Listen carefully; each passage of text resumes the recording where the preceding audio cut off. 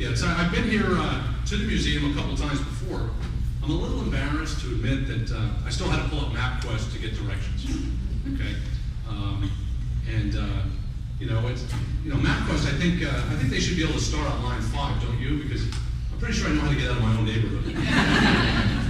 I was planning a trip on MapQuest recently, a cross-country trip for my family, and I put in our address, and then I put in the East Coast address, and then it asked me for my, it came up with a mode of travel, and one of the options was on foot. And I thought, what am I, Forrest Gump? And then I thought, maybe this is how the police track serial killers, If you're planning an interstate trip on foot, you're probably up to no good. So I'm no Magellan. I mean, even with MapQuest directions, I still had a little bit of difficulty. And I took California 76, which was also Apollo Road, and then it told me to take North Coast Highway, which is also labeled CRS 21. So I wasn't sure I was on the right road, or that I was even going in the right direction. So I had to pull over the side of the road, and I'm looking left, and I'm looking right, and I'm looking left, and I'm looking right. I must have looked as confused as a breastfeeding baby in Hooters.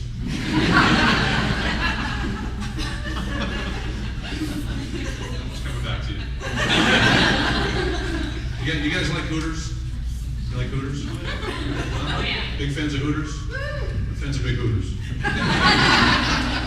Nobody wants to admit that? Okay, Troy, all right, good. At least we got one honest guy in here. Okay. You like going there for the food? Yeah, the wings. Yeah, I believe you go there for the food. Yeah. That's like somebody saying, I get Playboy for the articles, and I got married for the conversation.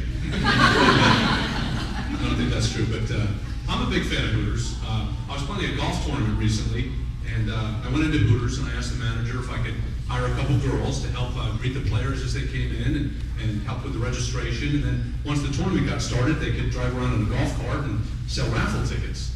And he said, yeah, I'll give you 2 girls for 2 hours for $100. Do whatever you want with them.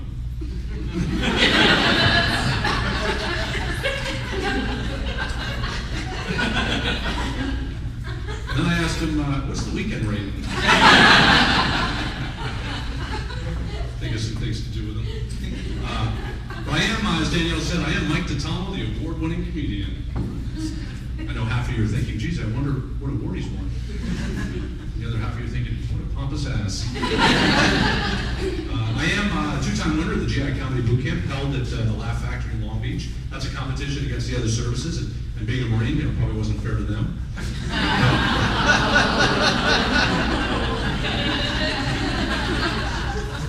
Just an opinion. Oh, that's right. I'm sorry. Anyway, so yeah, I won that award. But more importantly, I'm an award-winning dad. Okay, I'm the world's greatest dad.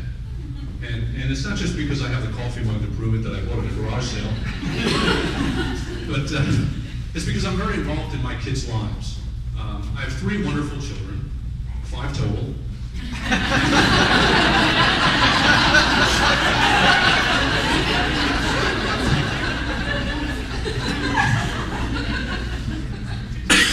I'm very involved in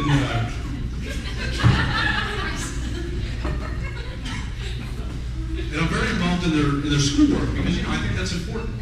Those of you that have school-age children know that they often come home with these very complex projects, that really involves parental involvement.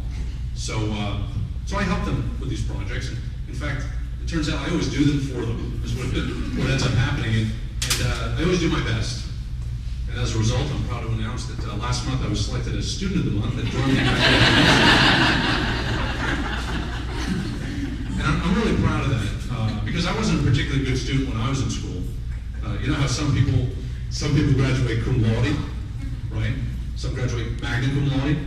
Some in here probably even graduated summa cum laude.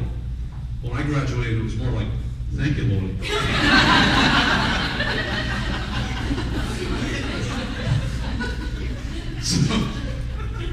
So that's when I kind of got started into comedy. I thought, I don't need a Harvard degree, and I've always been a fan of comedians. I remember the first time I went to a comedy club, I never laughed so hard in my life. Everything I heard was hilarious. Wait a minute, that wasn't a comedy club. That was at the Army recruiting office.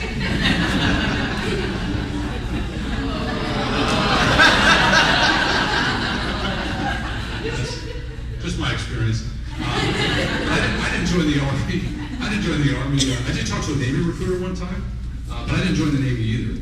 I couldn't get excited about joining an organization that was led by a rear admiral in charge of all the seamen.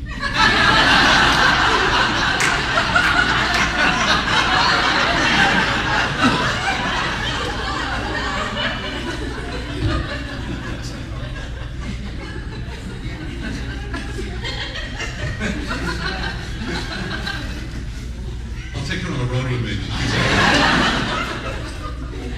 So I joined the Marine Corps, and you know the Marine Corps is a department of the Navy. You're familiar with that? Yeah, we're the men's department.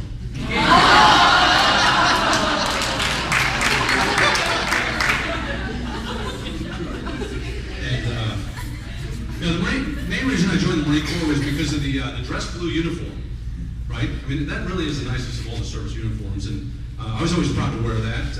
And even now as a retiree, I can still wear it to the Marine Corps ball and to the Navy ball, but not the Air Force, because the Air Force don't have balls.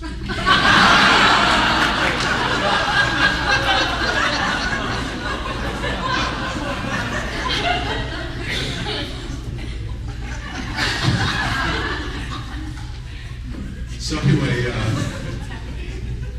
you know, before I left home for good, my mom was in the audience, sat me down and wanted to have a talk with me, wanted to give me some words of wisdom. And she said, Michael, just remember, you can't buy love. Isn't that sweet? But I found out she was wrong because I've deployed to Thailand and Korea. I found out love cost about $25.